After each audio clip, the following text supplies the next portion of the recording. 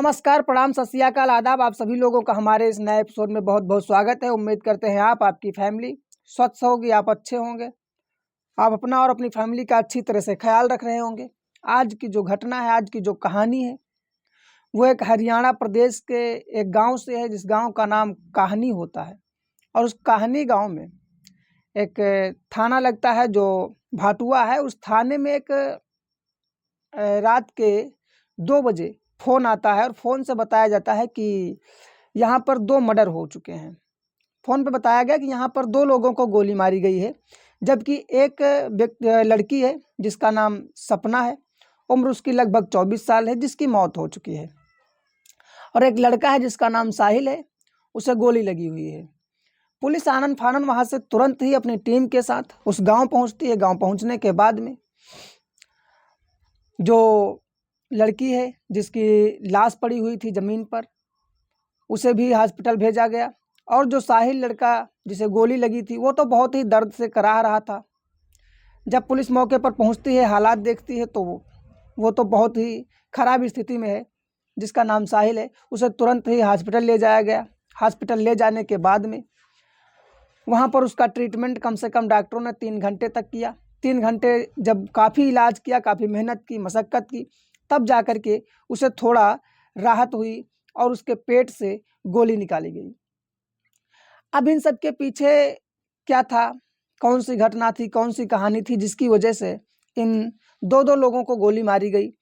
Police ने इन सारे मामलों को निपटाने के बाद में एफआईआर दर्ज की, सब कुछ लिखा पढ़ी की गई और लिखा गया कि जो एक लड़का है जिसका नाम संजू है और उसके 3 साथी हैं, गौरव, अंकित और एक और है, जिन लोगों ने इन दोनों लोगों को गोली मारी है। आखिर गोली क्यों मारी गई? जब पूछताछ की जाती है तो पता लगता है कि एक व्यक्ति है जिसका नाम संजू है और उसने एक बार सरपंच से कहा, उस गांव का जो सरपंच है उससे बात करता है, कहता है कि 2 ऐसे लोग हैं जिनका नाम सपना और सूरज है, ये इस गांव में ना रहें तो ज़्यादा ही बेहतर है। इस गांव से उन्हें हटाया जाए और गांव से अगर नहीं हटाया जाता है तो किसी दिन मर्डर हो जाएगा, कहीं खून हो जाएगा, तो उसमें मेरा दोष मत दीजिएगा। जो सरपंच है उसने सीधे तौर पर कहा कि अगर किसी प्रकार का खून हो जाएगा और मर्डर हो जाएगा तो अगर दोषी नहीं होंगे आप तो नहीं दोष दिया जाएगा, वरना आप दोषी तो होंगे ही अगर दोष करेंगे, क्राइम करेंगे। कोई ऊंचा नीचा काम मत करना, ये सरपंच कह करके उसे वहाँ से भेज देता है। और इसके बाद 19 नवंबर को 2025 को ये घटना हो जाती है। जब घटना हुई तो ये भी बताया गया कि इन जो 3-4 लोग थे, वो साहिल को और जो सपना होती है उसको गोली मारते हैं। फिर बताया गया कि ये कहानी जो थी, ये घटना जो थी, कुछ इस प्रकार से थी कि जो सपना है और जो ये साहिल को गोली मारी गई थी, इसका बड़ा भाई होता है जिसका नाम सूरज होता है। सपना और सूरज एक ही स्कूल में काफ़ी समय से पढ़ रहे थे, कक्षा 7 से लेकर के। कक्षा 7 से लेकर के सपना और सूरज एक ही साथ पढ़ते हैं। पढ़ाई करने के बाद ये लोग एक दूसरे के बहुत ही नज़दीक आ गए। इतना नज़दीक आ गए कि एक दूसरे को छोड़ना अब उनके लिए बड़ी मुश्किल हो रही थी। इन लोगों ने फैसला ले लिया, इन लोगों ने अपनी तैयारी की और दोनों लोगों ने घरों पर बात करना शुरू कर दिया। फ़ोन के माध्यम से ये बात करते थे एक दूसरे से, लेकिन घर वाले इनके जान गए, समझ गए।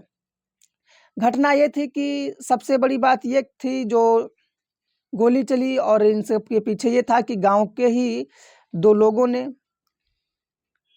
शादी कर ली और शादी करने के बाद गांव में ही रह रहे हैं। सपना और सूरज ये दोनों लोग अपने घर पर बात करते हैं, लेकिन किसी के घर वाले राजी नहीं थे। खास तौर से लड़की का जो भाई है जिसका नाम संजू है, इसने बहन को बहुत उल्टा सीधा गाली देता है और कहता है कि अगर ऐसा करोगी तो हम तुम्हें जान से मार देंगे। इस बात को लेकर लड़की घबरा गई और सोचा कि अगर ऐसा करेगा तो मैं यहाँ कभी आऊँगी ही नहीं। और उसने सूरज के साथ और ये दोनों लोग मिल कर के शादी कर लेते हैं। शादी करने के बाद में, शादी 2022 में करते हैं। शादी करने के बाद में ये हुआ कि अब इन लोगों का ठीक ठाक से जीवन यापन होने लगा, दूसरी जगह रहने लगे, गांव से दूर रहते थे। लेकिन इन सब के बाद में एक समय आया जब ये लोग गांव आ गए। गांव आए तो सपना और ये धीरे धीरे एक और खुशी आ गई कि सपना को एक लड़का होता है। सूरज अब घर आता है, गांव आता है, क्योंकि सूरज के बहन की भी शादी थी। 1 महीने बाद शादी हो जाती है उसकी बहन की, और शादी में अपने जो सरपंच हैं उनसे बात की जाती है। जो लड़का सूरज है, सूरज के घर वाले बात करते हैं कि मैं अपने बेटे और बहू को बुलाना चाहती हूँ, क्योंकि बेटी की शादी है। जो सपना जो सूरज है, इसकी बहन है जिसका नाम शबनम है, उसकी शादी होनी है। तो इस प्रकार से इसलिए गांव आए थे कि वो अपनी शादी निपटा करके बहन की, इसके बाद घर चले जाएंगे वापस। लेकिन शादी के कुछ ही दिन बाद शबनम की किस्मत खराब थी। शबनम का पति एक्सपायर हो गया। पति एक्सपायर हो गया तो ये लोग घर पर, जब वो शबनम थी वो भी घर आ गई, वो भी घर पर रहती है। तो कुछ समय के बाद में जब ये सुनते हैं, जानते हैं, तो थोड़े दिन के लिए ये लोग भी रुक गए, सूरज और सपना भी, कि चलो बहन को समस्या है, दिक्कत है, हम थोड़ा रहेंगे आसपास में तो माहौल थोड़ा ठीक रहेगा, जिससे जो है ज़्यादा परेशान नहीं होगी।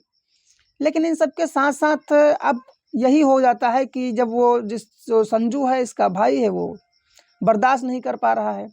अब वो जो लड़का है सपना को, जो सूरज को लड़का है, अब सारे लोग, कई लोग वो संजू को बोलते हैं कि तुम तो मामा बन गए, तुम्हारी बहन गांव में, जब जाने क्या क्या लोग बोलते रहते हैं, क्योंकि कई लोग ऐसे होते हैं जो चिढ़ाने का काम करते हैं। उसे चिढ़ाया जा रहा है कि तुम तो मामा बन गए, तुम्हारी बहन ने देखो तुम्हारे गांव में ही रहना सामने शुरू कर दिया, लेकिन तुम कुछ कर नहीं सके। लोग उसे कई प्रकार से सताते रहते हैं, चिढ़ाते रहते हैं। धीरे धीरे उसने एक दिमाग में ठान ली कि वो सूरज और सपना की जान ले लेगा, और इस इज्जत का जो तार तार किया है इन दोनों ने, इसलिए उन दोनों को गोलियों से मार दिया जाए। उसने जो फैसला ले लिया था, उस फैसले को इसने तैयारी के साथ, और तैयारी ये थी कि सूरज इस समय गांव में था नहीं, सूरज था बाहर, ऑटो का ड्राइवर था, इसलिए ऑटो चला रहा था। लेकिन ये बात संजू को पता नहीं थी। खास तौर से संजू ने सपना और सूरज दोनों को मारने को जो तय किया था, वो उसको मारने के लिए आते हैं।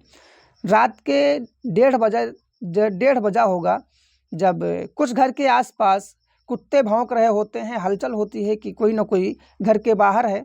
तो एक निर्मला देवी जो सूरज की माँ है, वो जागती है, और जागने के बाद कहती है कि साहिल देखो, बाहर कुत्ते भौंक रहे हैं, आखिर क्या है। तो इन लोगों ने घर में कैमरा लगवा रखे थे, क्योंकि उनको मालूम था कि कहीं ना कहीं, कभी ना कभी संजू हमारा पीछा करेगा, वो किसी न किसी हादसे को या मतलब वारदात को अंजाम देगा। तो इसलिए कैमरे लगवाए थे, और कैमरे में जब उसे देखा अपने मोबाइल पे, तो देखा कि गाँव जो घर की दीवार है उसके बाहर 3-4 जो लोग जो है वो टहल रहे हैं और अंदर घुसने का प्रयास कर रहे हैं। इतनी देर में वो लोग अपना जो भी है घर में बात करने लगते हैं, एक दूसरे से बात करते हैं, चर्चा करते हैं कि कोई ना कोई मामला ज़रूर गड़बड़ है। उसने कमरे के अंदर देखा कैमरा के द्वारा, तो उसकी एक बहन थी जो शबनम, वो भी सो रही है, उसकी भाभी है साहिल की जिसका नाम सपना है, वो सो रही है। सब लोग अपने अपने कमरे में सो रहे हैं, और वो जब ये देखते हैं क्यों, और नज़र उन पर गड़ाए हैं कि घर के अंदर घुसना चाहते हैं, किस प्रकार से घुसें। तो उसने सबसे पहले, उसे आवाज़ आई, और आवाज़ का एक धमाका था जो पूरी तरह से झकझोर के रख दिया घर के लोगों को। घर के लोग तुरंत ही सतर्क हुए, और ये गोली चलने की आवाज़ थी। जो ये आवाज़ थी, ये गोली चलने की आवाज़ थी। अब इस आवाज़ को देख करके सभी घर के लोग दहशत में आए, नीचे आए। उतर के नीचे देखा तो जो सपना है उसका दरवाज़ा खुला हुआ है, और सपना को गोली मारी गई है। और इस हिसाब से अब सपना की सांसें थम चुकी, सपना कुछ बोल भी नहीं पा रही है, ना चिल्ला पा रही है।